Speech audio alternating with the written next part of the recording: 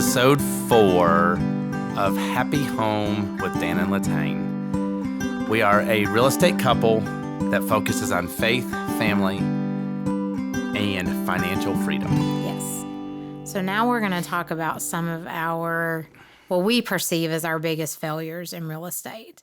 And got a couple examples. So where do you want to start? Let's start with, I guess, good old Jasper. Okay. So to preface this was at the very beginning of our journey. Yes. Did we even have Ethan yet? We did, didn't we? Maybe I don't not. think so. So this was very, very early on. We had been married a couple years and real estate was still very new. Yeah. And the smart guy that I decided to buy a 14-unit apartment building, an hour and 20 minutes away. Yeah. And didn't know what I was doing and bought this on a lease purchase, brought in a couple partners. And when we bought it, half of the units were gutted. Didn't have a clue. Which we did not know. No. Yeah. No. So failure was to not have someone to help guide me through, to give me wisdom. We just were learning on our own. We were. And I had no idea that you say, hey, I got to see every unit. I want to make sure that, you have leases, you have this. I mean, this is how naive we were when we started. And we didn't know there was a due diligence period. I mean, No. We just thought you agree to buy it and that was the end of it. You just buy it. So we had quite a rude awakening that first trip over there. Yeah. And then it was horrible through the whole thing. Yeah.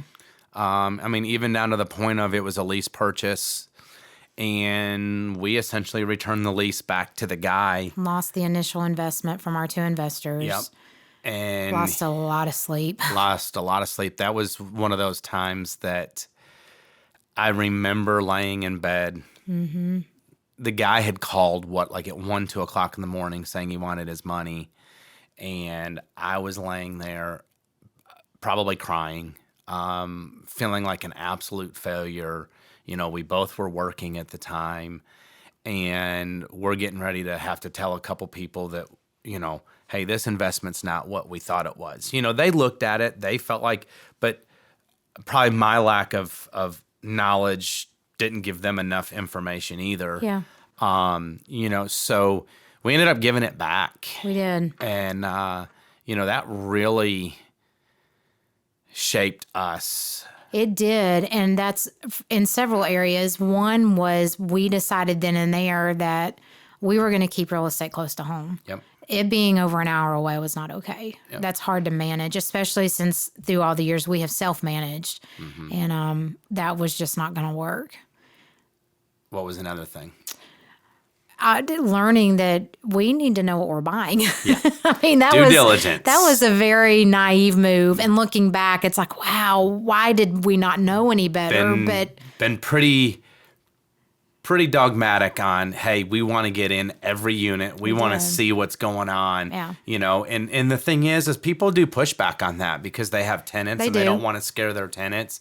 But I've been very, very particular on, making sure that we get into every unit, make sure that we know what we're buying. Absolutely, because if we're buying multi-units and many of them are gutted, we need to know that. So they're not rentable. Yeah. So, that was a big turning point for us, even early on, of learning, okay, that we're not doing this again. This will not happen again. No. So.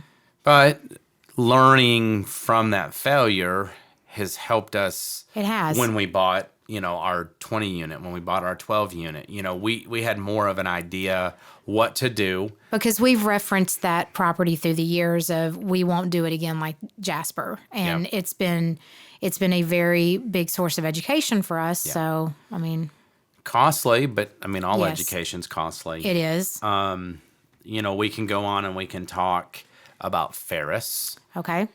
Which we started it as a flip. We did. And that was right when the market started tanking. In 08. In 08. Yes.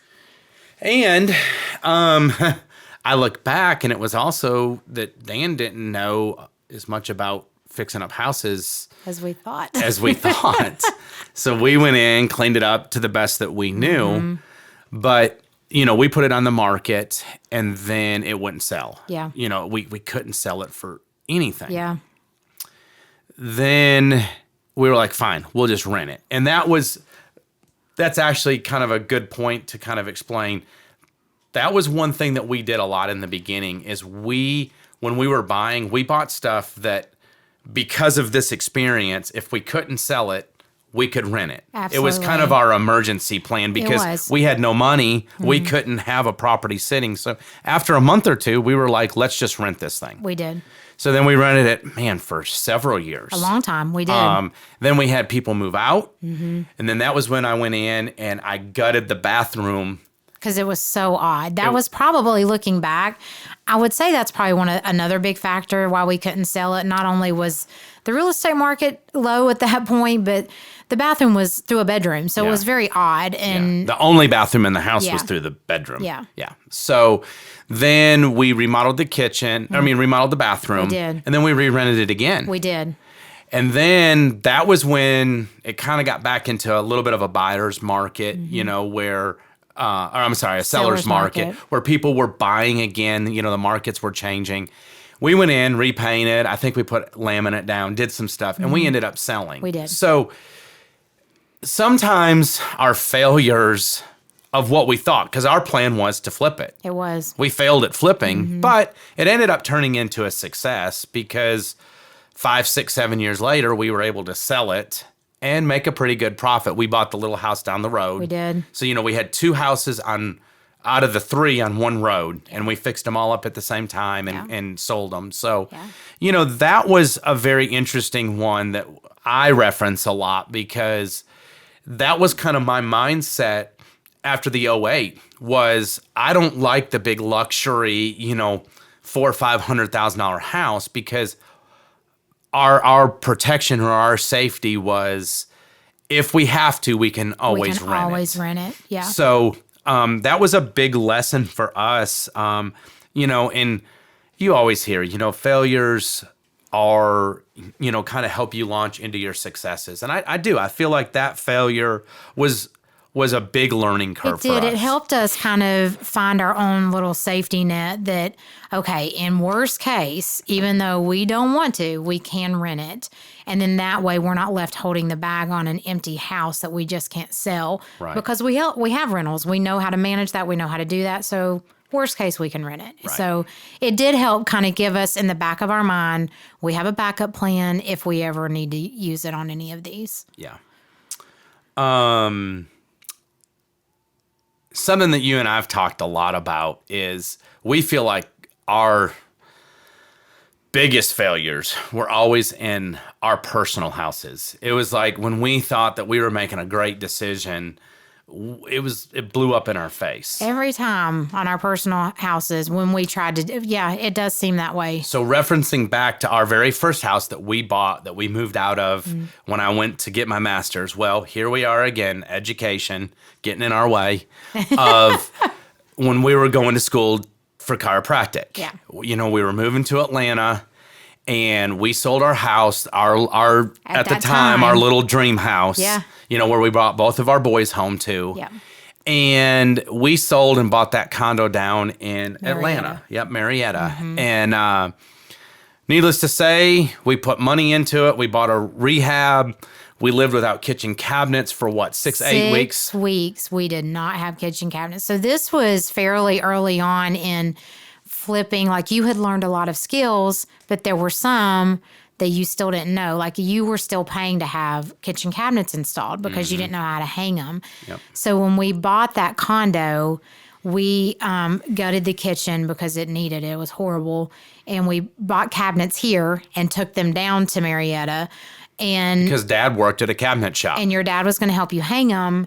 But getting all that coordinated literally took 6 weeks. So we went without a kitchen with 2 very small children for a very long time, and it got very tiresome. So in that, it was just a failure because we didn't have a kitchen. We didn't. And, there was a part of the condo was in a mess half the time. And it's like, it was, And the other thing I feel like we really messed up in that, I mean, part of it, we had this little bit of an attitude, well, we've been flipping. We know what we're doing. We can always flip and we'll just make it work. We knew nothing about the market. We took the word of one person and bought in this... That was selling the property. Yeah, and bought in this area, and we had no clue.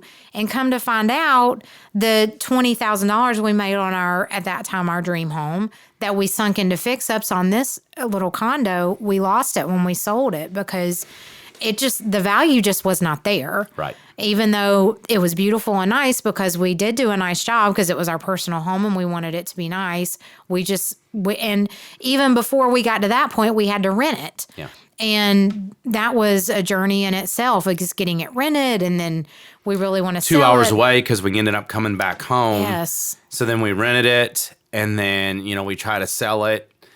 And at that time, man, you and I were sinking. We were trying to figure out what we were doing. That was a really rough time for us because real estate at that point, it's like we were moving, but it's like we felt like we weren't gaining traction at all. And we were doing all the wrong things. We were. And it's like, I don't even think we realized it until afterwards. We were like, man, why were we doing it like that?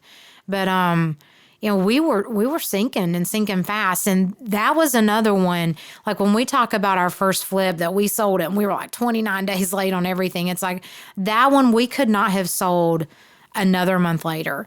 And when we sold it, and we're finally out from under that, it was like the weight that lifted from that one property was just unbelievable. That one, throughout the years, that is probably the one. It's like, man, that is just the one I regret so much. And like you said, failures still offer an education, and we've learned on every deal, good or bad, things to do and not do. But that's the one, it's like, I could have done without that one. That one was really rough to me. Down to the point, I mean, we were there.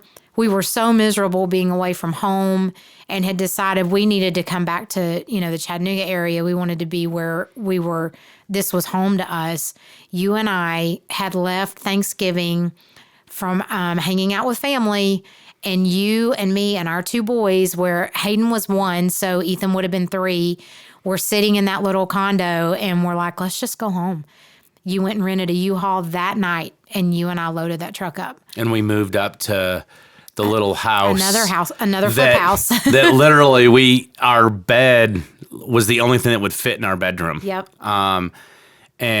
But that failure has allowed us to look at deals and really analyze them and say, okay, are we willing to take on? Because that's the thing that I guess I feel like I've learned through some of these failures is maybe I wasn't doing a good enough job looking at the deal. Yeah. And it's just really formed us to who we are, to where we do have a couple of options. We do, we make sure that we have plenty of money so that, we're not stuck at the end. Like in the little house on Meadow Lane where we didn't have enough money, it had to sit. It did. Because we didn't have money. Yeah. I went out, I think I cut grass, to finish it up. Yeah. So we just had to do anything. But I think those failures, first of all, allow us to appreciate the successes. They do. Because there were some times it was scary. Like you said, that one in Asheboro, wow. I just remember the last couple months with that one, the sinking feeling. Like, I don't think we can write out the bills for this not one more month because it was costing us so much. And just, it was costing us in the bills. It was costing us in mental space and in stress. And it's like, I just couldn't do it anymore. And that one, and again, like we've talked about so often, God He opened up a door, and I don't even remember how we found the buyer. I think it just God just opened up some doors for us that we really weren't expecting, and we were able to sell it. It worked out, even though we had to bring money to closing. It worked out even when we had to, I think it was like $4,200 we had to bring to closing. And it was like, we've never, like, any other flip, we don't bring money to the table. No. But this was the one that we were just like, let's get this off of our back. We just got to get it gone. Yeah. We did. But we didn't give up. I mean, that's No. another thing is, so many people in that situation, they would say, oh, you know what? You lost $4,000. Well, but in the grand scheme of it, we had talked about our successes with Mouse Creek, our success with our first 2 or 3. did. So that was an easy offset, but we could have easily given up. We could have at that point, be like, wow, I'm not doing this again. We just walked away. Not only did we lose the $4,000 we brought to closing, we lost the 20 grand in fix-it money we put into it. Yeah, because we left with nothing. Yeah. So we could say that it's just not worth it anymore. We can't do it anymore. But we came back to Cleveland and we just kept moving ahead. And, living in a teeny tiny little house that wasn't even finished, we just made it work because we were just happy to be back where we felt was home. Yeah. And we just started moving forward and just moved on to the next one. I mean, at some point you got to just kind of, shake the dirt off and just keep moving and say, okay, what can we learn from this? And I don't want that to happen again. Yeah.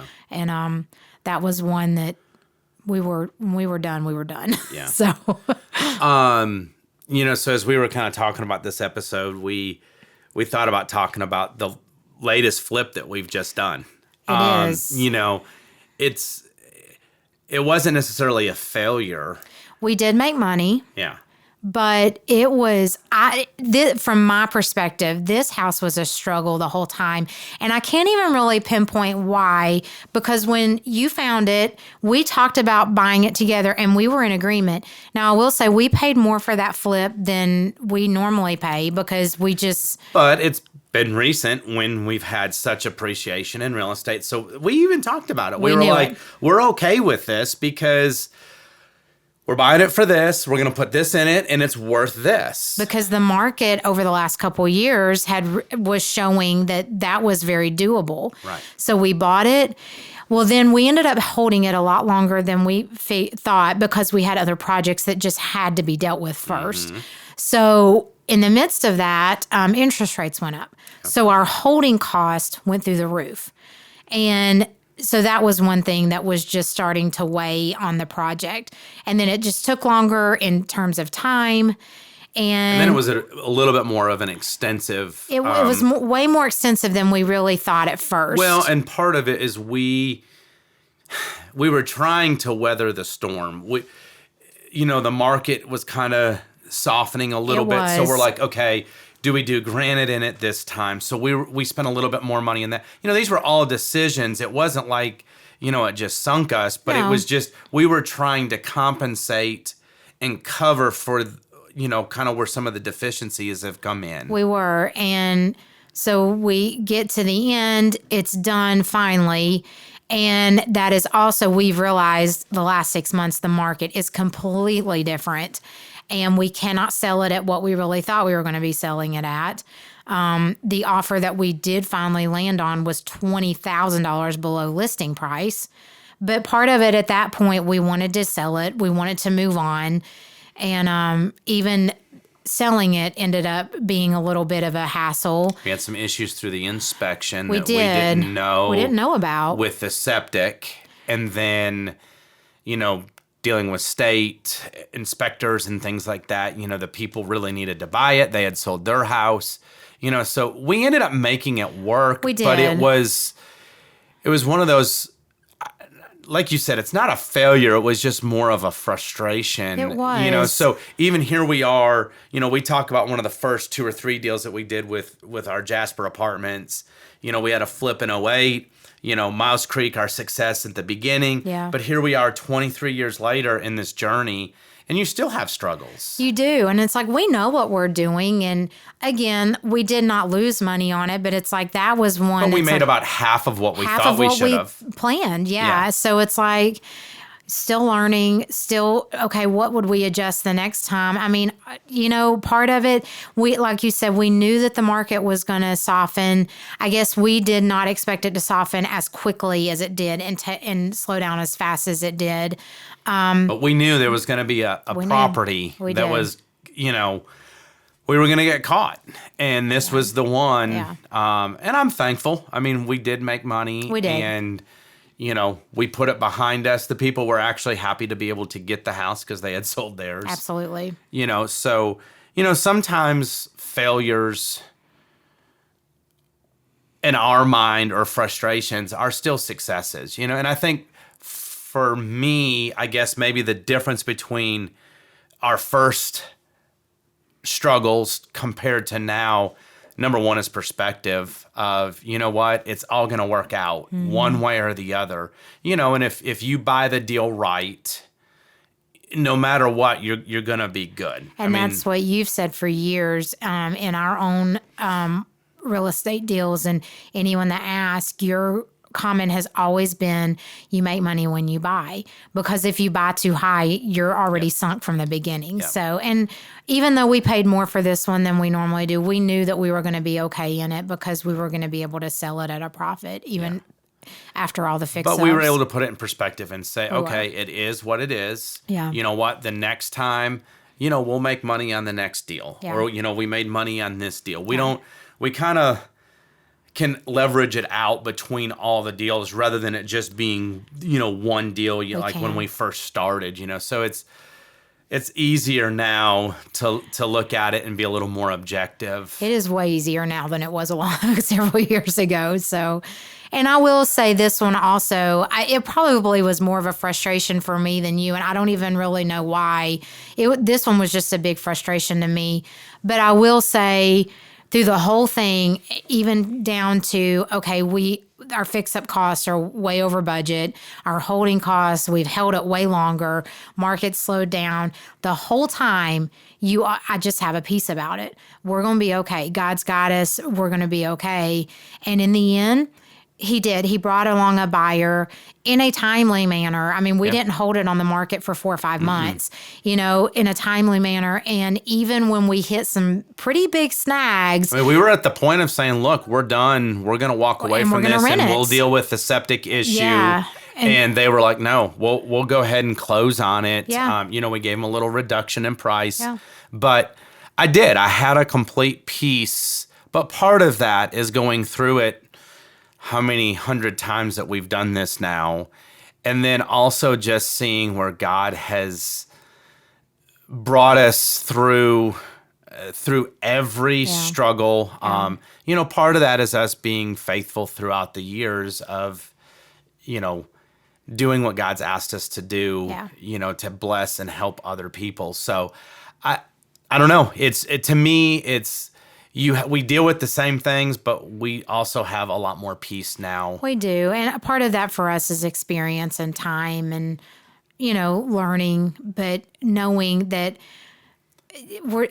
God's got us and it's going to work out one way or another. So every failure that we can list, and I'm sure we could think back and come up with more. Everyone, at least, if nothing else, we've learned something and learned, okay, this is how not to do it going forward. Or we've learned, a better way to deal with things. And it's always, at least, even if it costs us a lot of stress and a lot of heartache, it has given us back some education in a way to further us and to keep moving in the future. Let me ask you this. It might be a little off topic, but in your mind, what is something that we could have done to maybe limit those failures? I'll say specifically for the Asheboro in Marietta, we should have rented.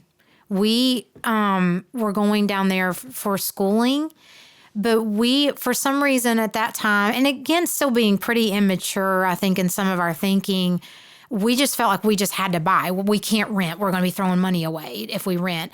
And I don't really know why we felt that way, but I feel like we could have rented. And then that way, 6 months later, we're like, oh gosh, we hate living here. Well, fine. I mean, we'll just move back. I mean, you deal with the lease, obviously, but we'll just move back. We don't have a property to sell. Yeah. That's one thing. And that particularly, I feel like we could have kind of mitigated some of that stress. So I think throughout the years, for me, it's been mentors. Absolutely. I look at Jasper. If we would have had mentors, and we've talked about this recently, until I got involved with storage, I didn't have a mentor besides, one local guy here. And, he wasn't really into apartments. He was more commercial. He was. And literally, he was just trying to keep us sane, let alone, talk to us about real estate. But I think that's the one thing that I would give is that to help, you're always going to have failures, but to help maybe soften some of those failures is to have people like you and I that have gone through this, and we can say, look, you know what? Make sure you go in every door. Absolutely. Have an outside perspective that has no emotional ties to it, because we tend to get a little emotional about the deals because we really want it or for whatever reason. And because like we've said, especially with our tenants, and it's personal to us, and we tend to get very personal about deals that we're buying and wanting to do. What we do with this? Get an outside perspective that can look at this objectively and say, hey, you need to look at this right here. You need to go through this with a fine tooth comb, because had we had that with Jasper, we would have never bought that. Not without going through it. Because multiple people would have looked at us and said, you're crazy. Yeah. People that had way more experience than us. But, again, maturity and learning. And that's the one thing I think I would give people to help curve failures. Absolutely. Would be get a and mentor. have more than one person. We've got multiple people with multiple skill sets. And multiple asset classes. Yes.